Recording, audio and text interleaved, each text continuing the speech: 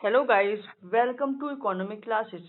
आज हम आपको मैक्रो इकोनॉमिक्स के वेरी शॉर्ट क्वेश्चंस समझा रहे हैं। क्वेश्चन है, समष्टिपरक विश्लेषण विधि कैसी है? समष्टिपरक विश्लेषण विधि अत्यधिक जटिल है क्योंकि इसके अंतर्गत अर्थव्यवस्था का सामूहिक रूप से अध्ययन किया जाता है। कुल उत्पादन, रोजगार, कुल बचत, कुल उपभोग, विनियोग, राष्ट्रीय आय जैसी बड़ी बड़ी समस्याओं का अध्ययन किया जाता है, इसलिए हम इसको एक जटिल प्रक्रिया कहते हैं। नेक्स्ट क्वेश्चन है, समष्टि अर्थशास्त्र को वैज्ञानिक रूप देने का श्रेय किसे है? समष्टि अर्थशास्त्र को लोकप्रिय बनाने का श्रेय 1936 में प्रकाशित कीन्स की पुस्तक the general theory of employment, interest and money को है। उन्होंने अपनी इस पुस्तक में ये बताया था कि जब विश्वव्यापी मंदी आई थी तो उसने संसार के संपूर्ण ढांचे को प्रभावित किया था, इसलिए कीन्स ने यह बताया हमें सभी का सामूहिक रूप से अध्ययन करना चाहिए, तभी हम किसी भी समस्या का समाधान पा सकते हैं।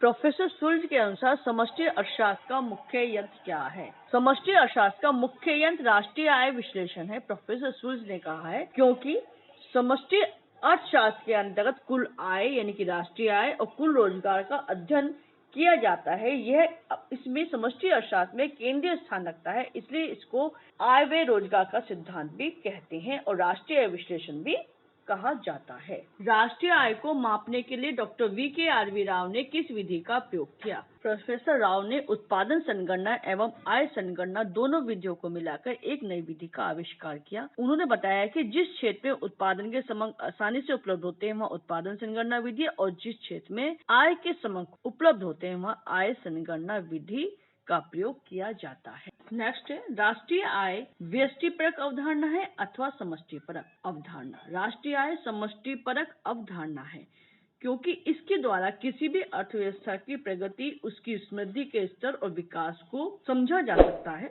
यह संपूर्ण अर्थव्यवस्था के स्वरूप को बताता है और रोजगार के विस्तार के लिए एक आधार प्रस्तुत करता है। मूल्य समृद्धि किसे कहते हैं? उत्पादन के प्रत्येक चरण में भौतिक पैदा, आउटपुट और भौतिक आदाय यानी इनपुट के मूल्य के अंतर को मूल्य समृद्धि कहते हैं।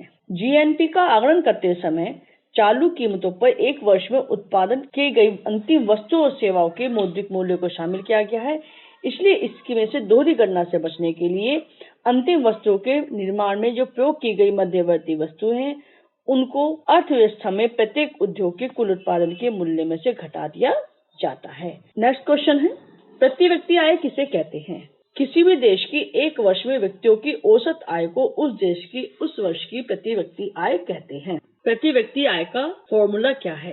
किसी भी देश की एक वर्ष में व्यक्तियों की औसत आय को उस देश के उस वर्ष की प्रति व्यक्ति आय कहते हैं। इसी प्रकार यदि किसी वर्ष की राष्ट्रीय आय को उस वर्ष की जनसंख्या से भाग देकर उसकी प्रति व्यक्ति आय को ज्ञात किया जा सकता है। भारत में राष्ट्रीय आय समिति का गठन कब किया गया? भारत में राष्ट्रीय समिति का गठन 1949 में किया गया था। नेक्स्ट क्वेश्चन है, राष्ट्रीय आय एक प्रवाह है या स्टॉक? राष्ट्रीय आय किसी भी अर्थव्यवस्था में वस्तु और सेवाओं के प्रवाह का माप है, अतः यह एक प्रवाह है, स्टॉक नहीं। राष्ट्रीय आय क्योंकि ये बहुत बड़ा विचार है, यह एक आय का प्रवाह है क्योंकि इनकम कभी कम कभी ज्यादा होती रहती है, इसलिए ये एक स्टॉक नहीं, यह एक प्रवाह है। नेक्स्ट क्वेश्चन है, भारत में सर्वप्रथम राष्ट्रीय आय के अनुमान किसने लगाए? भारत में सबसे पहले राष्ट्रीय आय के अनुमान 1868 में दादा भाई नौरोजी ने लगाए थे। नेक्स्ट है, दादा भाई नौरोजी की पुस्तक का क्या नाम है? उन्होंने जो पुस्तक लिखी है poverty and un-British rule in India, इसमें इन्होंने राष्ट्रीय आय के बारे में काफी कुछ बताया है।